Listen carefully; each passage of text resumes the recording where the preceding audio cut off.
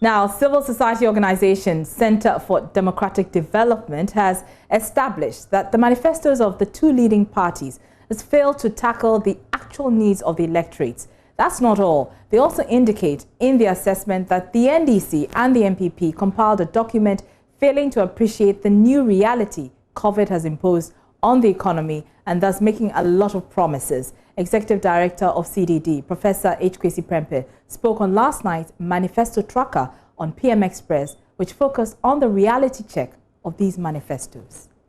When you look in the manifestos, it's very clear that nobody wants you to ask them about cost. Nobody.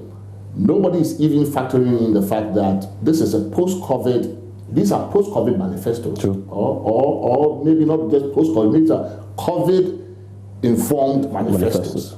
Right? But except for mentioning COVID, the manifestos do not seem to engage the new reality that COVID has imposed on us. True. In fact, we are going into the election with even our sovereign rating having been downgraded. Right? That means that if we were even expecting to go and borrow to make up the difference, which has become our norm, the cost of borrowing is going to go up because we've been downgraded.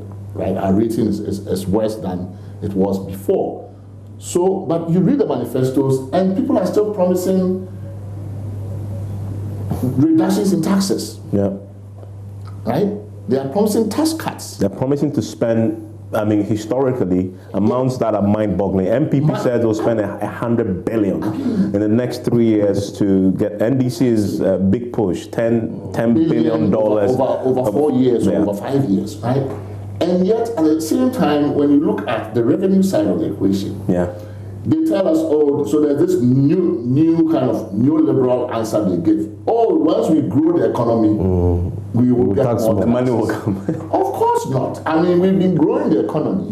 It hasn't necessarily reduced, it hasn't necessarily improved our revenue to GDP ratio in the region. It's one of the worst, right? So GDP itself doesn't translate into taxes. If you don't have an efficient, effective system to actually tax your citizens, citizens can become rich, get rich and richer, and the state can get poorer and poorer and poorer. So when you look in the manifestos, they are oblivious to issues of cost. They are not engaging the cost.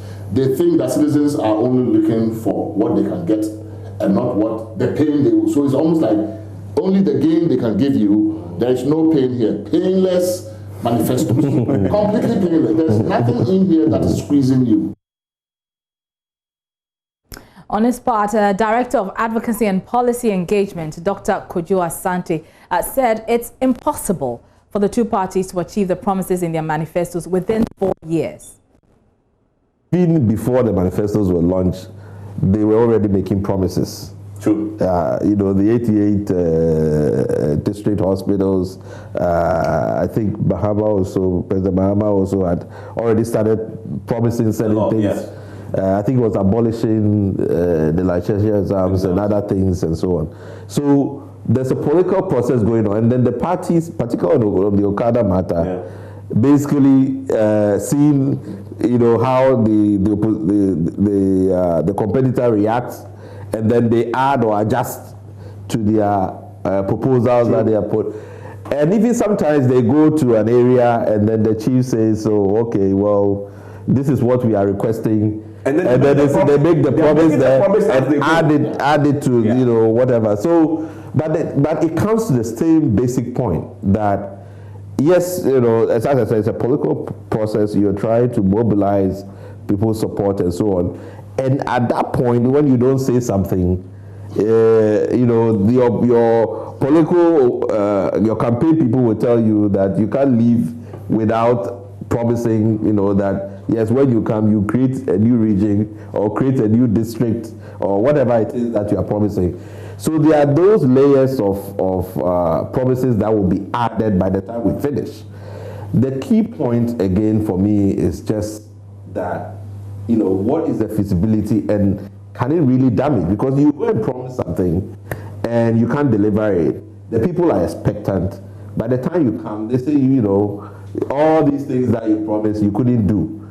And the more we pile up, because we are piling up the promises, we begin to start taking the promises from probably you have to go back to 2012. A lot of them still have not been done, and there are new ones that have been added. Some are maintaining theirs and then adding, different ones. The people eventually at some point become frustrated and they think that this is really just a game.